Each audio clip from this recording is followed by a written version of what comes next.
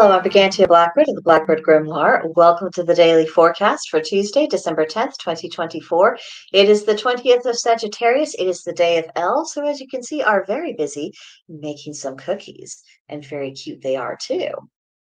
In our astrology, the sun is in Sagittarius, mutable fire, representing adventure. The moon begins the day in the second quarter of Aries, cardinal fire, representing beginnings. And then at 4:13 p.m. Central Time, it does go void, of course. So by the time most people get off of work, the moon will be void. So anything magical that you might have wanted to accomplish in the day, if you can, accomplish it now before that void moon takes hold, or if not, postpone it until the moon moves into its next sign. Mercury is retrograding in Sagittarius, mutable fire, which represents travel disruptions. Venus is in Aquarius, fixed air, which represents the intellectual. Mars is retrograding in Leo, fixed fire, which is tempered action. Jupiter is retrograding in Gemini, mutable air, which is to broaden perspective. Saturn is in Pisces, mutable water, which represents nostalgia. Uranus is retrograding in Taurus, fixed earth, representing rebellion. Neptune is in Pisces, mutable water, which represents intuition. Pluto is in Aquarius, fixed air, representing reformation. Then for the retrograde reminders, of which we still have five. Mercury, it's rethink communication patterns. Mars, reconsider what you really want. Jupiter, reconnect with your true path. Uranus, reconsider how you rebel. And Chiron, restore the heroic spirit. So our moon is still currently that waxing gibbous, so root into your plans, refine where needed. And then that void moon, which, late this afternoon, all of the evening and night, the theme for that is rest and recuperation. So relax, put on the warm, fuzzy jammies, make the cocoa, just be lazy. Be lazy tonight. Make it easy for yourself. But before that sets in, the stage really is set for us to have a pretty productive day. Of course, be careful of travel plans and how you phrase things in communication because of that pesky Mercury retrograde. It's something we have to make allowances for. So stick to your schedule during the workday. Make the most of the solar, lunar, and Martian energies because they're all in fire signs. And then again, allow yourself a supremely lazy evening. In our tarot, we have the Seven of Good Cheer. Sevens represent victory, research, magic, and spirituality.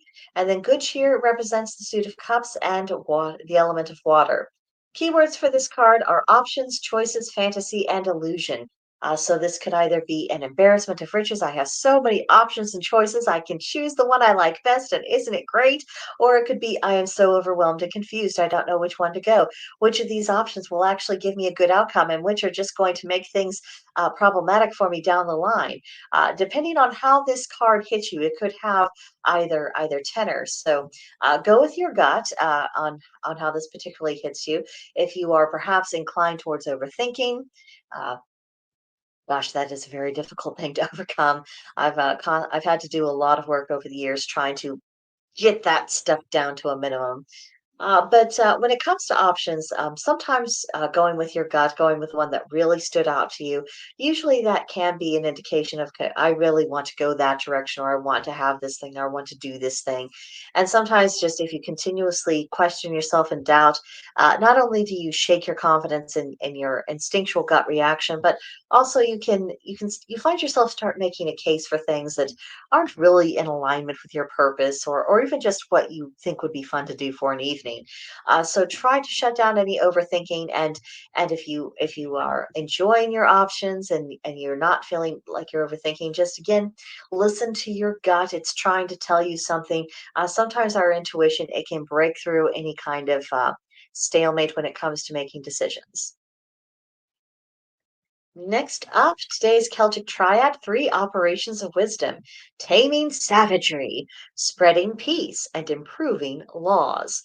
So we'll begin with taming savagery, because it's one thing for us to be able to summon our inner barbarian for battle. There's a reason why we have that inner barbarian, but that is absolutely no way to live on a permanent basis. We are, exiting the age of Pisces. We're going into the age of Aquarius. We are not in the age of Aries, so we are not having to be as necessarily as warlike in our daily lives, and we don't need to necessarily be having a ton of confrontations that aren't necessary, and we certainly don't need to be going nuclear with them. So calming that down, learning control, restraint, and strategy that'll help keep that inner barbarian in check. And also, when we do need to use it, we are using it, it is not using us. Then, with spreading peace, everything in life flows much more smoothly in a state of relative peace. And for someone to promote peace as opposed to promoting conflict, that of course is a manifestation of wisdom. And it just goes to show how little wisdom we really have on social media, because a lot of it is, all of that outrage content, or I'm going to make people upset and then I'll have eyes and I'll get clicks, I'll get likes, I'll be able to retain viewership because I made people upset. They might be earning a decent paycheck through that kind of shenanigans, but they are absolutely not spreading peace and they are not offering wisdom to their viewers. So that's something to bear in mind. And then improving laws. Laws really do need to be fit for purpose. And so much controversy that we have is because a law has not, or because it has outlived its usefulness, or it was suitable for a different time, a different age, and now, society is just not in a place where that law really needs to be on the books. Laws also need very clearly defined boundaries. Ambiguity, vague phrasing, that creates nightmares for people.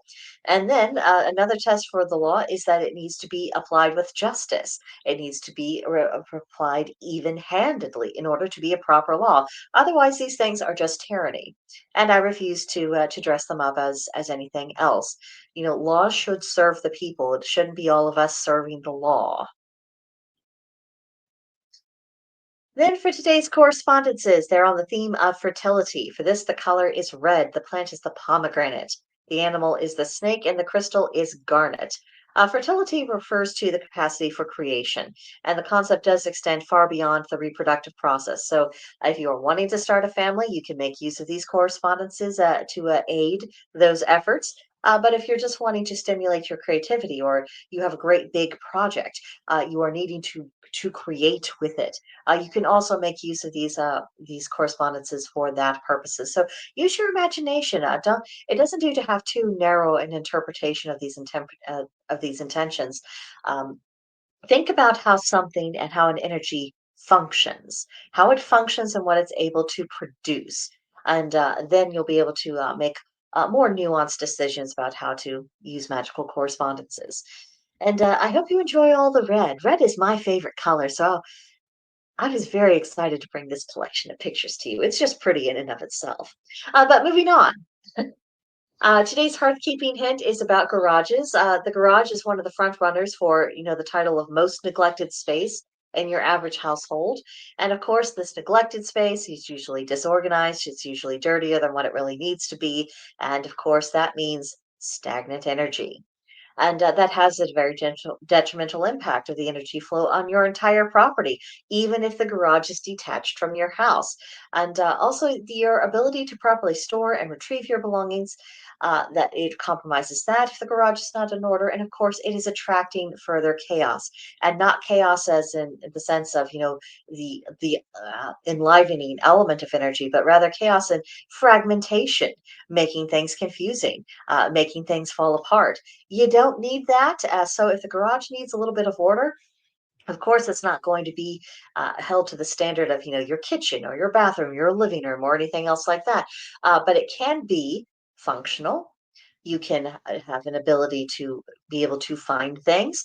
It can be organized, and of course, it can do what you need it to do, and that's going to keep its energy on a much better uptick. And especially if your garage happens to be attached to your house, I would doubly recommend that you make sure that it's not becoming this space of stagnant and energy. You don't want it to become a birthplace of baneful energy, and you don't want to serve it as an attractive nest for any unfriendly entities. So there's your motivation for you, Kay. Then for today's practice, remember to say a blessing over your Yule tree and dedicate it to the deities that you work with. I mean, that's just an idea, of course, but it's something you could absolutely do. Be very task oriented today, especially since our moon is going void in the afternoon. Get it done as early in the day as what you possibly can. You might find yourself getting done early, and that way you're not fighting up against that deadline, particularly if you have any magical workings that you're doing. Then the archetype of the winter warrior. What can it teach you about enduring hardship? And then for a meditation prompt, challenges during the dark of the year, of which there are many. And for any of my viewers who might suffer from seasonal depression during the winter, this could be an opportunity for you to kind of vent your spleen in meditation of just, this is the gunky stuff that is really getting me down, and articulating it. I mean, if you need to write it down in your journal, absolutely, you can eviscerate it. But then also, once you get that part out of your system, you think about, okay, how do I handle these challenges? But sometimes you just need to have a good bitch before you are able to move on to, and this is what I shall do about it to improve my situation. Yeah, get the energy out of your system as much as what is practical for your circumstances.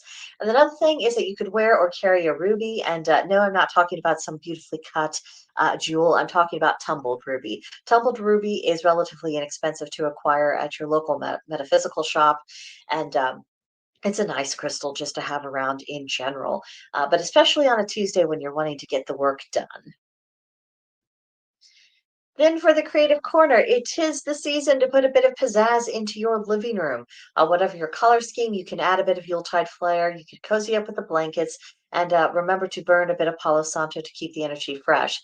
And I've touched on this theme several times in the daily forecast before, but really work with the color scheme that you have.